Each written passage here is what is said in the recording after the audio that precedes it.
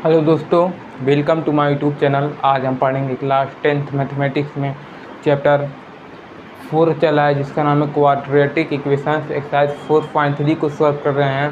Previous video हम लोग question number 10 को डिस्कस कर लिए हैं। इस वाले वीडियो हम लोग क्वेश्चन नंबर 11 को डिस्कस करेंगे। तो चलिए यहाँ से देखिए क्वेश्चन नंबर 11 क्या कहता है। कहता है sum of the area of two square is 478 metre square. दो स्क्वायर हैं, उन दोनों एरिया का जो सम है, उन दोनों स्क्वायर का जो एरिया का जो सम है हमको दिया है 478 मीटर स्क्वायर। दो स्क्वायर हैं और उन दोनों स्क्वायर का जो एरिया का जो सम है 478 मीटर स्क्वायर दिया है। तो दो स्क्वायर हैं, बना लेते हैं फिगर। दो स्क्वायर हमको दिया है, दो स्क्वायर हैं, उन दोनों स्क्वायर के एरिया का जो सम है वो हमको दिया है 478 मीटर स्क्वायर। इन दोनों एरिया के स्क्वायर का सम। हम जानते हैं कि जो स्क्वायर होता है उसके जो चारों साइड होते हैं वो इक्वल होते हैं। हम जानते हैं कि जो स्क्वायर होता है उसके जो साइड होते हैं वो चारों इक्वल होते हैं।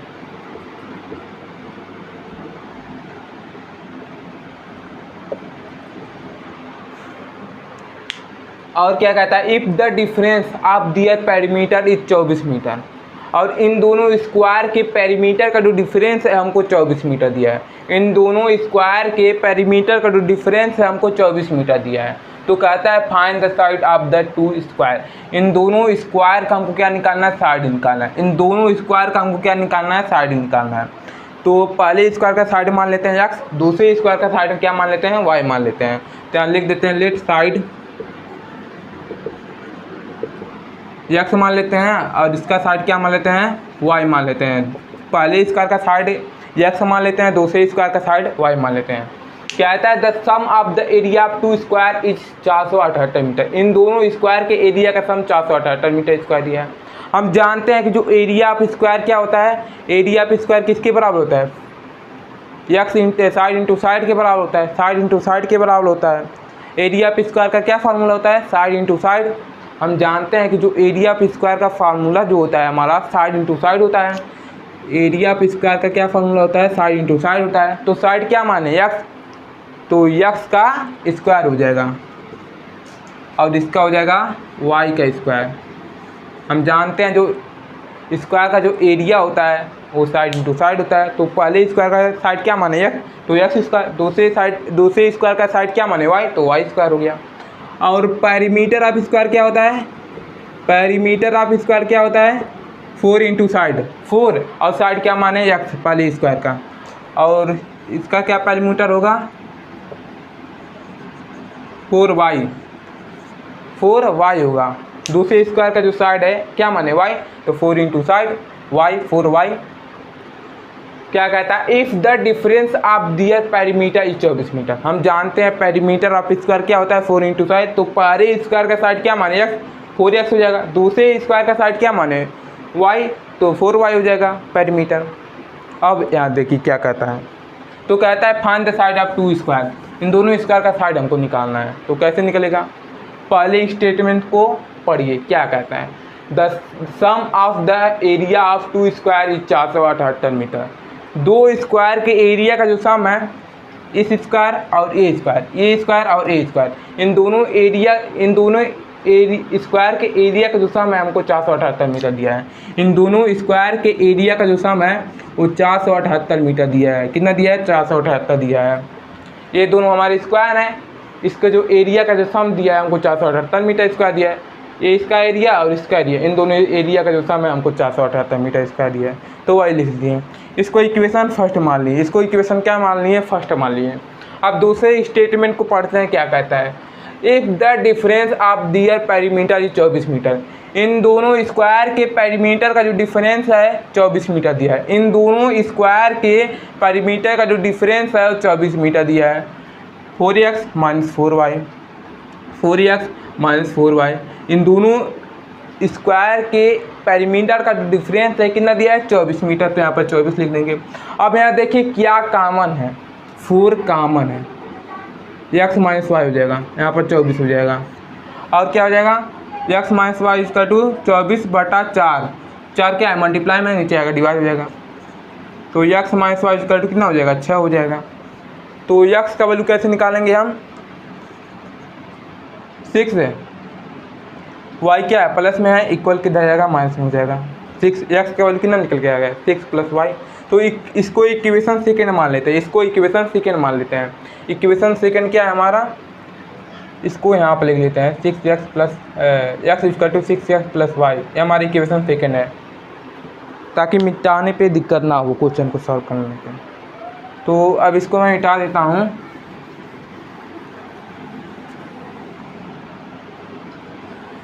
अब यहाँ देखिए क्या करेंगे, फ्रॉम इक्वेशन फर्स्ट लिखेंगे। क्या लिखेंगे, फ्रॉम इक्वेशन फर्स्ट लिखेंगे और वहाँ पर हम क्या पुट कर देंगे, x का वैल्यू पुट कर देंगे। इक्वेशन फर्स्ट हमको दिया है x² + y², कितना दिया है 478 मीटर। इन दोनों स्क्वायर के एरिया का जो सम है हमको 478 मीटर स्क्वायर दिया है। x का वैल्यू कितना निकल के आया है 6 + y, 6 + y, तो यहाँ पर 6 + y का स्क्वायर, x जहाँ पर यही वैल्यू पुट कर देंगे।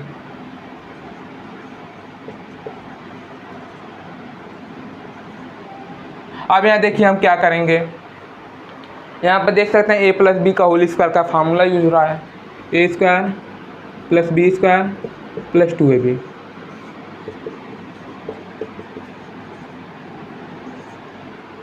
अब यहाँ देखिए मिटा देता हूँ इसको भी।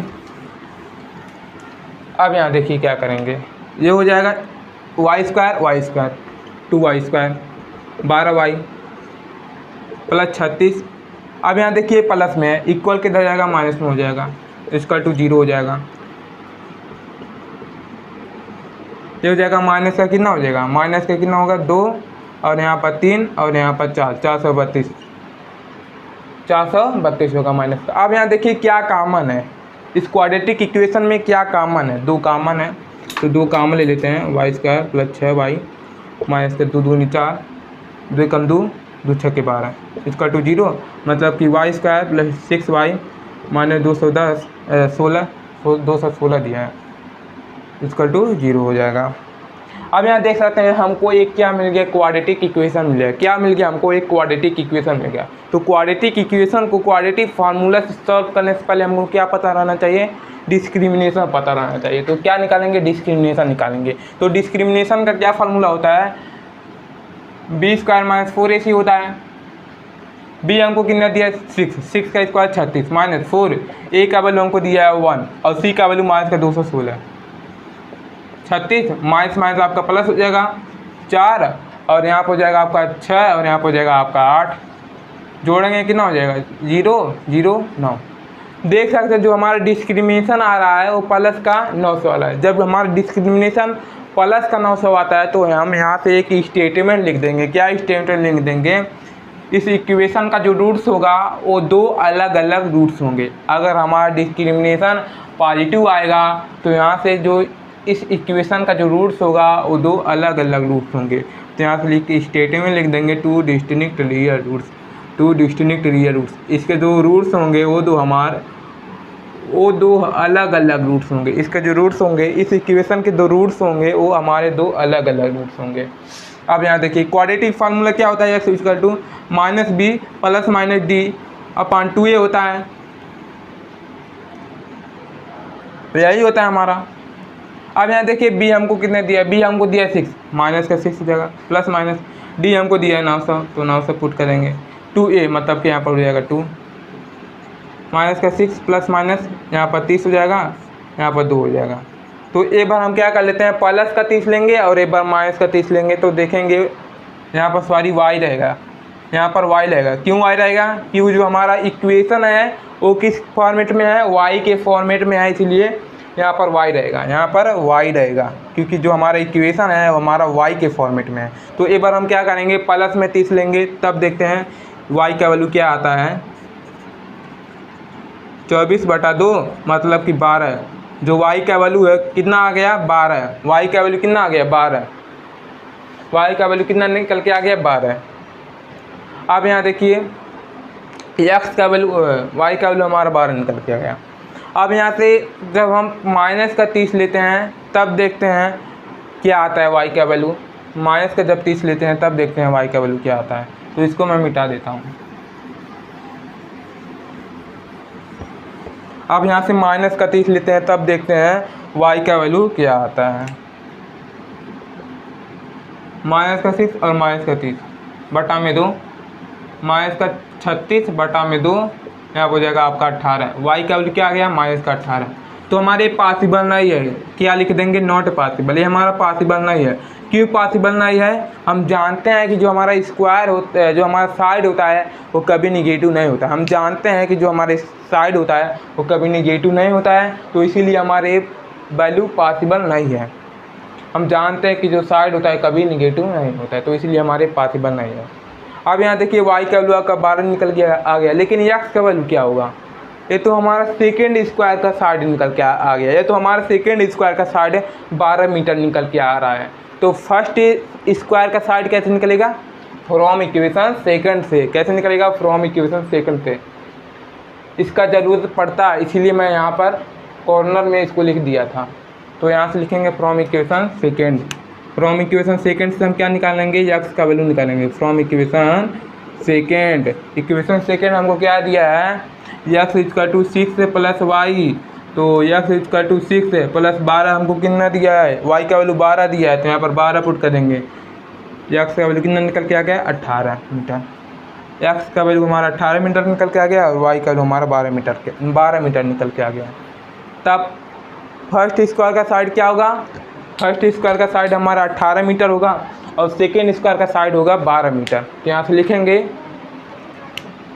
First square side, first square side, first square side. First square का साइड क्या माने थे, x का वैल्यू कितना निकल के आ गया, 18 मीटर। पहले स्क्वायर का साइड कितना निकल के आ गया, 18 मीटर। और दूसरे स्क्वायर का साइड क्या निकल के आ जाएगा,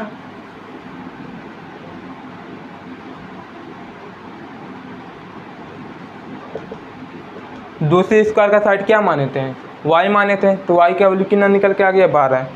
तो 12 मीटर।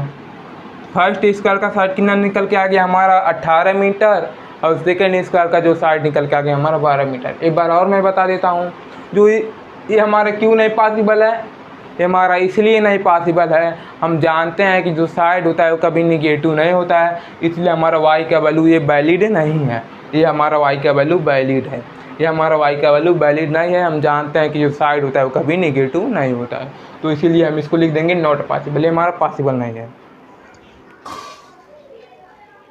मिलते हैं नेक्स्ट वीडियो में नेक्स्ट एक्सरसाइज के साथ, एक्सरसाइज 4.4 के साथ।